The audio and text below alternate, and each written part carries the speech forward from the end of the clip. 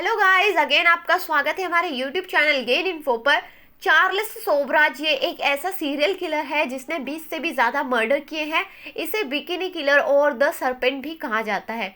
एक टाइम था जब इस सीरियल किलर को पकड़ने के पीछे भारत, नेपाल और फ्रांस सहित 9 देशों की पुलिस इसके पीछे लगी हुई थी, पर यह भेष बदलने में बहुत माहिर होने के कारण ये हर बार बच के निकल जाता था। इसकी लाइफ के ऊपर बहुत सी किताबें, फिल्में और वेब सीरीज भी बनी है, चाहिए तो आप देख सकते हैं।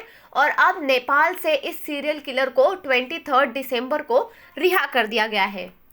चार्ल्स सोबराज आखिर है कौन? इसने जुर्म की दुनिया में कैसे कदम रखा? भारत में इस सीरियल किलर ने कितने मर्डर किए? और इतना खतरनाक किलर होने के बाद भी नेपाल ने इसकी सज़ा पूरी होने से पहले ही इसे जेल से रिलीज कर दिया। ऐसा क्यों किया वो भी जानते चलिए आगे की वीडियो में।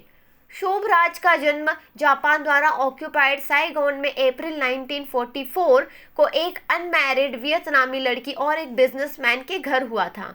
शोभराज के बर्थ प्लेस की वजह से इसे फ्रांस की सिटीजनशिप मिली।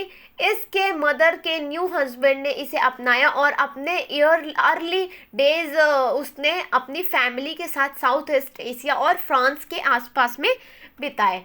शोभराज के फादर की डेथ के बाद उनकी मां ने दूसरी शादी की और उस टाइम पे वह पेरिस के रोड से गाड़ियां चोरी करने लगा था। और 1963 में उसने इसी चोरी के मामले में पेरिस के जेल में गया और वहां उसे और भी जेल कर्मी मिले। उसके बाद में उसने पैरोल से जेल से रिहा पा गया।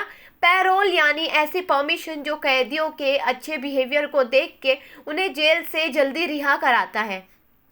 और पेरिस के जेल से बाहर आने के बाद शोभराज अंडरवर्ल्ड के बीच रहने लगा। उसके बाद वो खुद और उसकी वाइफ चंतल के साथ 1970 में पुलिस से बचते हुए मुंबई पहुंचा और यहाँ से इसने टूरिस्ट को ड्रग्स बेचने लगा। ड्रग्स बेचने के बाद वो उनका मर्डर कर देता और मेनली फॉरेन वुमेन्स ही इसका शिकार ज़्यादा होती थी। ऐसे ही इसने 4 साल में 24 लोगों का मर्डर कर दिया एंड 1976 में उसे इंडिया में अरेस्ट करके दिल्ली के तिहाड़ जेल में रखा गया।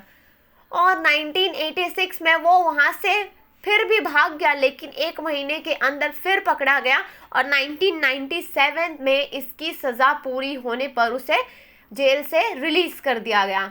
इंडिया में अरेस्ट होने से पहले ही इसने नेपाल में भी 2 अमेरिकन्स का मर्डर किया था, जिसके लिए उसे 19 सितंबर 2003 को नेपाल में अरेस्ट किया गया। और शोभराज की सज़ा नेक्स्ट ईयर 2023 में 18 सितंबर को कंप्लीट होनी थी, पर नेपाल के सीनियर सिटीजन एक्ट की वजह से इसे रिलीज़ किया गया। शोभराज अब 78 ईयर ओल्ड है और इनके लॉयर के कहना है कि नेपाल का एक्ट कहता है अगर 65 एज से ज़्यादा का कोई प्राइजनर है, उसका बिहेवियर अगर अच्छा है तो उसकी सज़ा में 75% तक का छूट दिया जाता है।